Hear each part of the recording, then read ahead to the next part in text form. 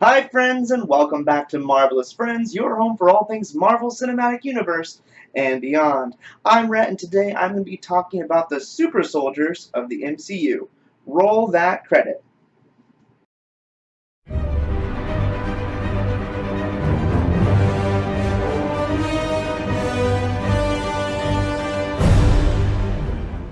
Last week when I was creating my Falcon and the Winter Soldier plot prediction video, it got me thinking about all the super soldiers we have in the MCU, and there's quite a few more than I realized when I was kind of thinking through them all. So I decided to count them down for you in another video. I will want to just kind of go over the types of super serums I will be referencing throughout this video. So there are really four main kind of types of super soldier serum. There is, of course, the OG super serum, that is the true super serum that created our Captain America here. And then there are kind of two other officially named ones. There is Extremis that we found in Iron Man 3 that was created by Killian.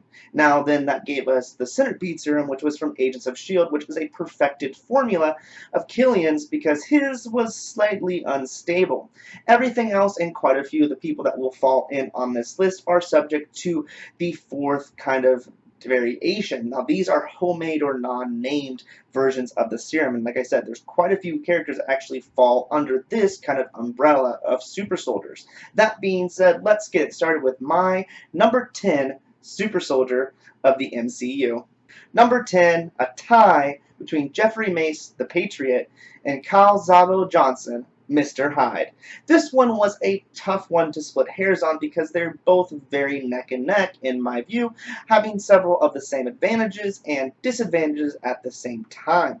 And then, of course, the differences between the two kind of counterbalance each other at the same time. So I thought, why not make it 11 and just make these two a tie? So Jeffrey Mace, first of all, is the Patriot and spends a short time during the Agents of S.H.I.E.L.D. show as the director of S.H.I.E.L.D., taking over for Director Coulson. The thought behind this for the people who put him in power was to make someone who is super the face of S.H.I.E.L.D., as it would boost the confidence of the general public. Though, at this time, there's also a serious rising of kind of distrust and dislike of Inhumans, which is who he is posing to be, and so it doesn't necessarily have the lasting effect that they were hoping. Like I said, he is pretending to be Inhuman, so he does not actually have powers, and instead relies on injections of a super serum to give him the super strength that he uses in battle.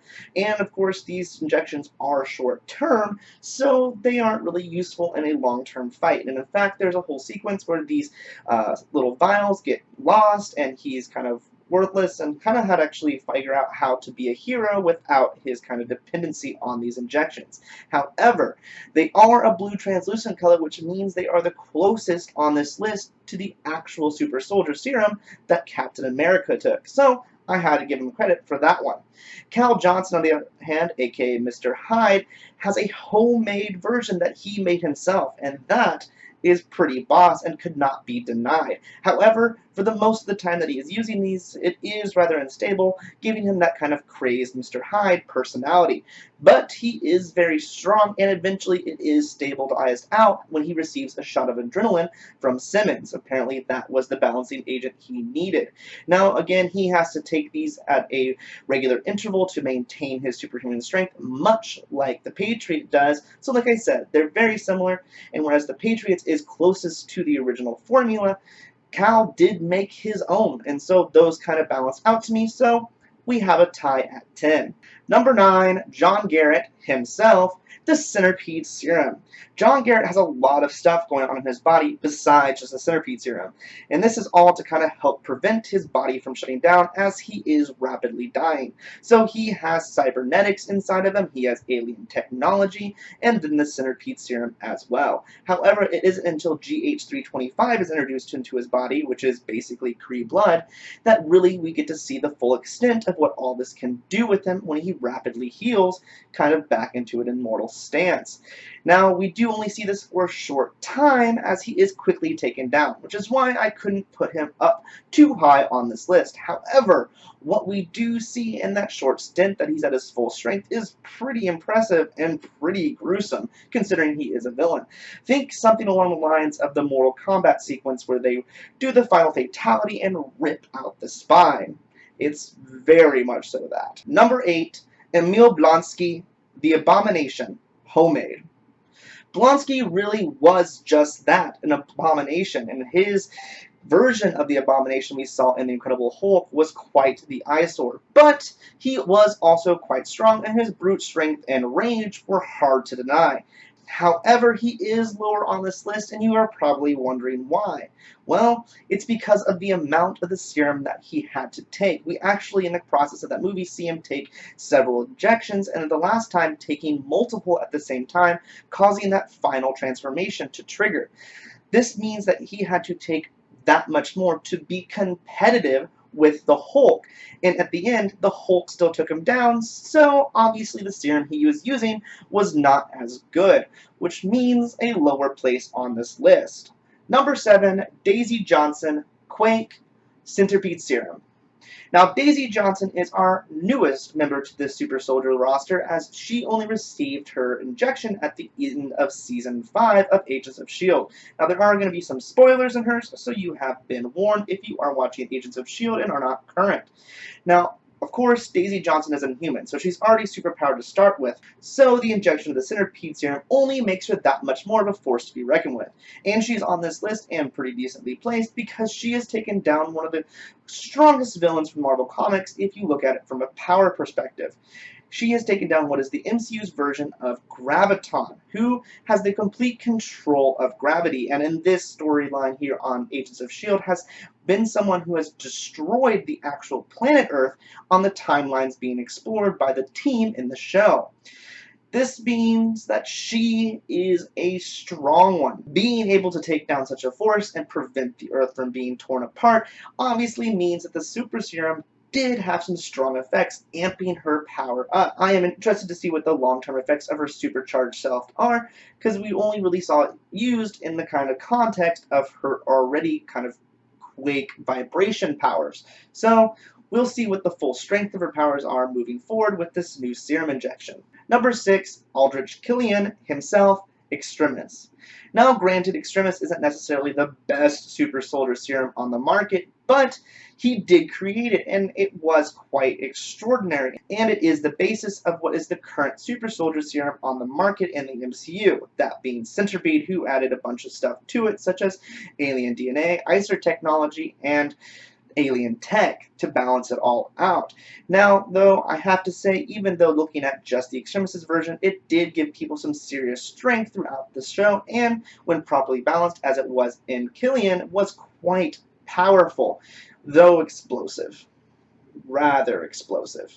Or implosive, I guess. I forget, did they implode or explode? I don't know. He was strong. Number 5, Mike Peterson, Deathlock, Centipede Serum.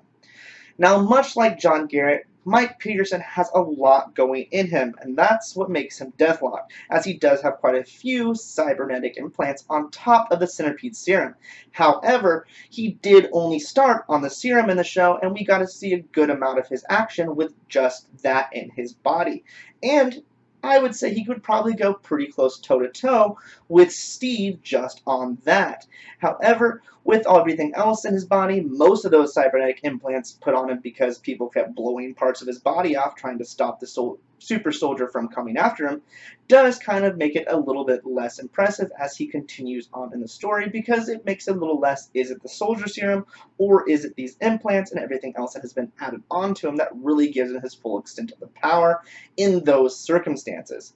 But again, he is a pretty impressive super soldier on his own right. Number 4, Luke Cage himself / technically Power Man. Luke Cage is strong to say the least, though it has been a minute, I will admit, since I've seen the Luke Cage series, but I don't really have anything that stands out as super memorable about his power, except for occasionally throwing some guys around pretty heavily, and I think maybe punching through a wall or two. But we see a lot of that with various super soldiers on this list. In fact, the only thing that really stands out to me for him is the fact that he is bulletproof, and even Steve Rogers isn't that. But considering I don't really have very much memorable moments for the super soldier that is Luke Cage, I have a hard time placing him higher than number 4, though it is still in the top half. I will also say it wasn't really made super clear. I don't believe that in the series that the experiments that were done to him while he was in prison were recreations of a super soldier project. And so he slides a little bit down these pegs. Number 3, Jessica Jones herself. Now, again, I don't believe this is exactly made clear, but it is definitely an experiment in the attempts to recreate the super soldier serum that Jessica Jones and then later her mother and best friend are exposed to. Now, her powers give her a little bit extra that we haven't necessarily seen in some of these others that remain more humanoid. Hers giving her the ability to leap tall buildings. And yes, she isn't bulletproof like Luke Cage. However, we do also know that that isn't necessarily a standard of the super soldier serum, as many others on this list aren't as well. We also have a lot more examples of her strength, as she does tend to throw it around a little bit more. And maybe it's because she's a female that can go toe-to-toe with some of these very strong men on this list that makes it seem that much more impressive. Plus, if you add in her street smarts and her savvy, it's hard to deny just how good of a super soldier she is, which is why she nudges out Luke Cage for that number 3 spot. Number 2, Bruce Banner, the Hulk. Hulk is so close, but just short of that number 1 spot. I mean, the Hulk is strong, crazy strong, unbelievably strong, but he's a chaotic force that you have to hope that he is pointed in the direction for the entire first half of the MCU, having to Hulk out to really receive that full brute strength. It isn't until Thor Ragnarok where we see the Hulk kind of fully take over and have long enough to mature that we really see the Hulk with a focus into what he is doing with his strength. And then we come to Endgame, which was a little bit of a letdown when we saw Professor Hulk. At least it was to me, as we see that puny Bruce has kind of taken fully over the merged two, reluctant to rely on the Hulk's strength for some reason and not really wanting to use it. Yes, brain over brawn most of the time, except for when it comes to this list, so number 2. Honorable mention, Bucky Barnes, the Winter Soldier. Now, at first, I really wanted to put Bucky at number 10, which is why he's getting an honorable mention, because he does receive a version of the Super Serum, the same one that was injected into the Red Skull, though luckily for him, he didn't do the whole burn your flesh off thing like that happened to Schmidt. However, I ultimately could not put him at number 10 because we really don't see the prolonged effects of the Super Soldier Serum, as the super strength that we see him do have seems to be very isolated to his cybernetic arm. And so, sorry, Bucky. Not a top 10 contender. Honorable mention, Pepper Potts, Rescue Extremis. Now, Pepper Potts was only a super soldier for a short time with the Extremis in her system, Tony isolating and removing it from her shortly thereafter the battle with Killian was over. So, considering she's not still a super soldier, I also had to bump her out of that number 10 spot, but considering just such good control she had over it and how impressive her short stint was, even be able to control the Extremis from going nuclear, something that many of the others that were injected with it couldn't, was rather impressive, so again, she earned herself an honorable mention. Number 1, Steve Rogers, Captain America. I mean, of course, Steve Rogers is number 1. He is the original super soldier after all, and sometimes being the first has its advantages. Besides, many of the serums on this list are just experiments to recreate him, and when it comes down to it, yes, some of them probably could beat Steve in a fight. However, a lot of times that is because of the additional elements in their bodies or naturally that they have that would give them this unfair advantage. And if you took all those out and they just had the serum, I'm pretty sure Steve's just combat skills and ability to fight and his determination would give him the advantage in the end. Besides, again, he is the first Avenger and you have to give the respect where it is deserved. There you have it. That is my list of the top 10 super soldiers from the MCU. Well, my list of the top 10. After all, this one is pretty much all opinion. There's probably someone who could give you a much more scientific breakdown of exactly who would come out of top out of all the super soldiers in the MCU. And there's quite a few. So I'd love to hear from you down in those comments. Who is your favorite super soldier? Now, initially, I wasn't going to list them all, but I think just for fun and for reference sakes, let's go ahead and break it down in no extra detail, just names and the type of serum they have. I'm going to give you the entire rundown of all the super soldiers I could think of when I was coming up with this list. In the comics, but not necessarily seen in the movies so far, both Black Widow and Nick Fury have taken a version of the super serum over the years. We also know, of course, that Schmidt, aka the Red Skull, has taken a version, but his didn't work as well. Besides Bucky Barnes, we know that there are technically 5 other Winter Soldiers out there that were created in the same means as he was, though their powers actually seemed much more impressive than Bucky's himself. Jessica Jones, of course, received the serum, but so did her mother, Alyssa, and her best friend, Trish Walker, both receiving variations of powers from that serum, which makes it a little bit less of a super serum, perhaps. Killian used Extremis on a variety of volunteers, including Chad Davis and Jack Taggart, both of which unfortunately died due to the Extremis not working. He did have better luck, though, in his lackeys of Ellen Brandt and Eric Stauben, aka Cold Blood 7, both of which were used heavily in Iron Man 3. Centipede 2 did create a mini army of super soldiers with their more balanced Extremis version of the serum. They reached this balance by doing experiments on various people, including Chan Ho Yu, a pyrotechnic named Scorch, who helped them balance out that, overheating problem. Technically, while in the framework, Melinda May from Agents of S.H.I.E.L.D. also took a version of the serum. However, this was the framework, not in reality, so I am not going to count it.